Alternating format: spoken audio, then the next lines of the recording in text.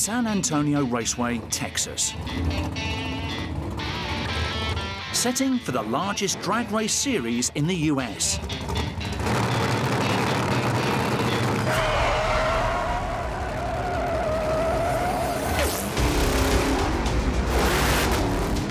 Some of these cars reach over 500 kilometers an hour.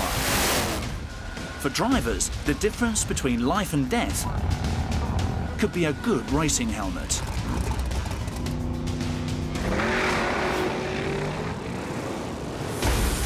So manufacturers make them from military-grade materials and test them to destruction. How do they do it?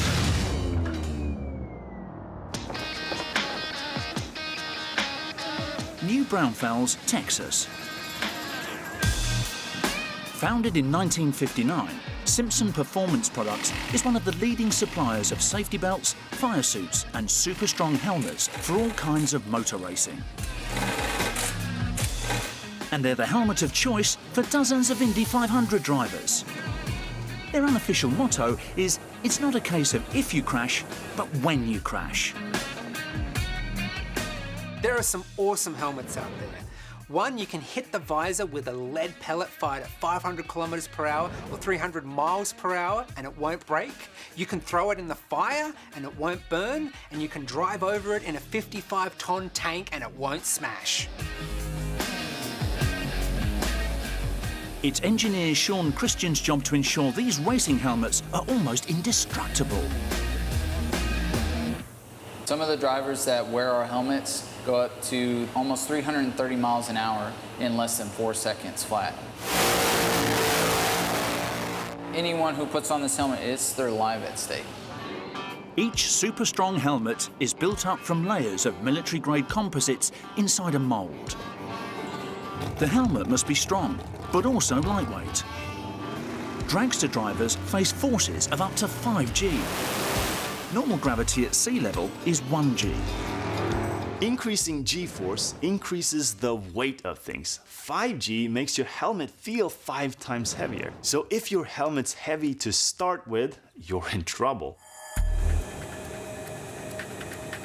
To keep the weight down while still protecting the driver's skull, they use a special tri-weave that combines carbon fiber, fiberglass and bulletproof Kevlar. It's built up in layers inside the mold, along with further layers of black carbon fiber and white fiberglass.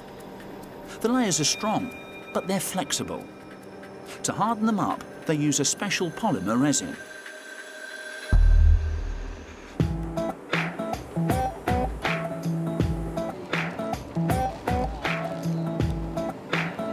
Before the resin hardens, they must remove any air pockets. So they put the mold in a vacuum bag. A hose sucks out trapped air and compresses the layers together. Any slight air leak here jeopardizes the structural strength of the helmet. Silence. This woman's job is to listen for the hiss of a puncture. After curing for up to 1 hour under heat lamps, the resin has set, forming a super tough shell. But it's stuck inside the mold. If we said they smash it out with a hammer, you might think we'd had a bump to the head. But remarkably, it's true. A few choice strikes and the mold drops away, leaving the helmet inside unscathed. Then it's straight into another mold to drill holes where the visor will be attached.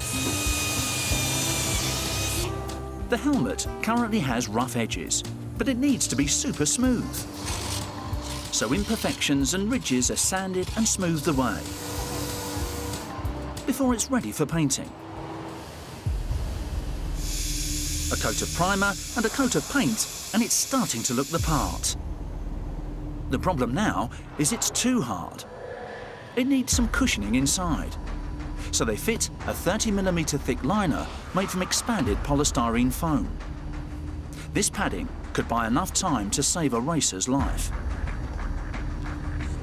In a crash, if the foam lining slows the head down by just 10 milliseconds, the force of the impact decreases tenfold.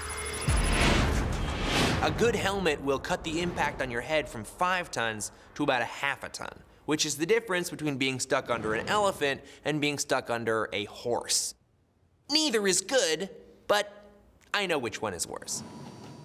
A strong, shock-absorbing helmet is all well and good, but if it comes off in a crash, it's not much use.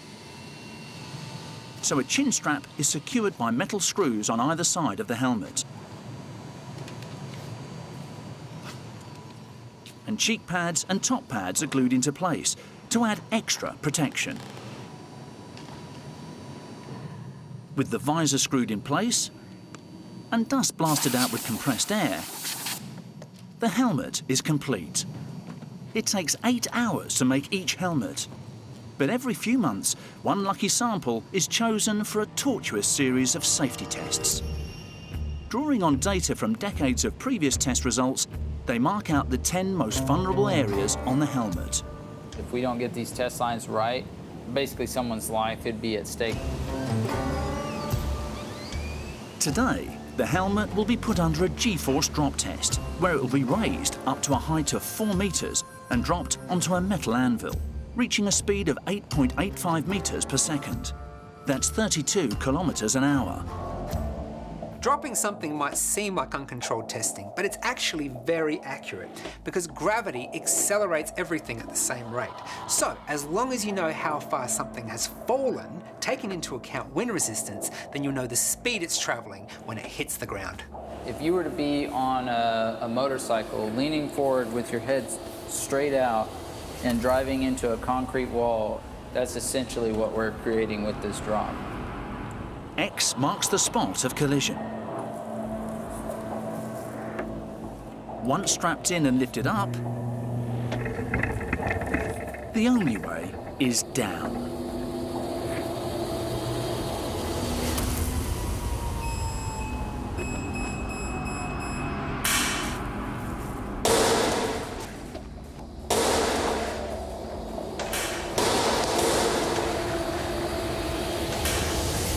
The shell spreads the impact force over a wider area. The brake indicates that the shell and the lining inside has taken the brunt of the collision, as opposed to a driver's skull. The helmet passes the test. When you go down to the racetrack and you see the drivers themselves wearing Simpson helmets, and then you see how fast they go, it puts everything into perspective that what we're doing here is extremely serious and there's no room for error.